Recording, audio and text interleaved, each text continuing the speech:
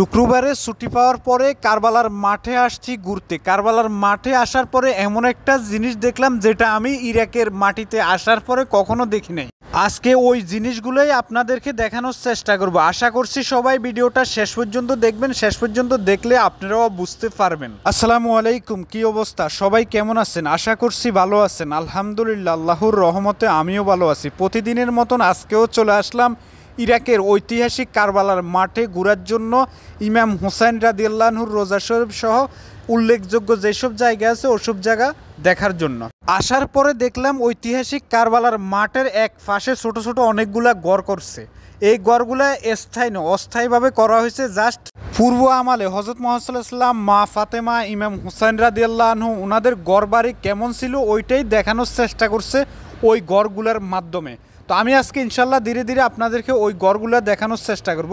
তার আগে আজকের ভিডিওতে কারবালার মাঠের চারদিকে একটু ঘুরে দেখানোর চেষ্টা করলাম, কারণ অনেকে প্রশ্ন করেন ভাই একটু করে ভিডিও দেন, এই ভিডিওতে পুরোটা দেখা হয় নাই, তো লং ভিডিও দিয়ে লং ভিডিওতে দেখাইন। তাই আজকে ভিডিও করে আপনাদেরকে দেখালাম, যতটুক সম্ভব হলো অতটুক আপনাদেরকে দেখানোর চেষ্টা করলাম। তো আমার এই ভিডিওটা যারা দেখতেছেন, যারা দেখবেন, অবশ্যই কমেন্ট করে জানাবেন কে কোথা থেকে দেখছেন। আপনাদেরকে যে গড়গুলো দেখাতে নিয়ে যাইতেছি, আসলে এই গড়গুলো আমার জীবনেও প্রথমবার দেখা, তাই আমার কাছে অনেক ভালো লাগতেছে, আমিও দেখব ভালোভাবে। তো আমি ধীরে ধীরে সামনের দিকে আগাইতেছি, যাক আর কথা না বাড়িয়ে ওই গড়গুলোই আপনাদেরকে দেখাই। আসলে ভাই গড়ের দিকে কি যাবো, এইসব দৃশ্য দেখলে গড়ের দিকেই তো যাইতে মন চাই না। আমার কাছে এখানে আসলে বাচ্চাদের খেলাধুলা সব কিছু মিলে এই জায়গাটা আমার কাছে অনেক ভালো লাগে আলহামদুলিল্লাহ।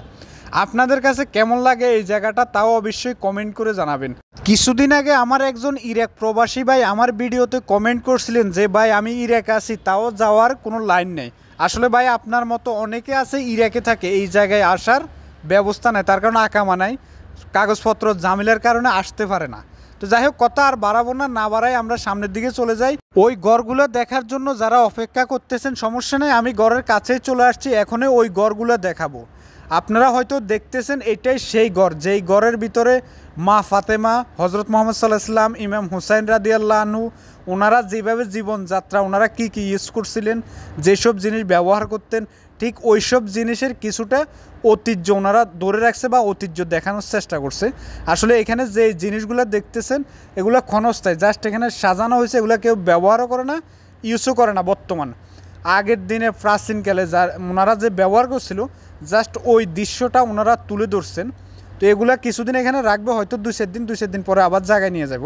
এখানে দেখতেছেন খেজুর গাছ, এই খেজুর গাছগুলো শুকনা খেজুর গাছ, জাস্ট এখানে আমি বসাই দিছি। আবার কেউ অরিজিনাল পাইবেন না, এই যে খেজুর গাছটাও মানে এটা শুকনা খেজুর গাছ, এখানে আনি এমনি বসাই দিছে। আর উপরের সানিগুলো দেখেন খেজুর গাছ দিয়ে বানাইছে, অনেক সুন্দর করে এই গড়টা সাজাইছে। যারা প্রথমবার দেখতেছেন অবশ্যই ভিডিওটা শেয়ার করে দিয়ে অন্যকেও দেখার সুযোগ করে দিবেন।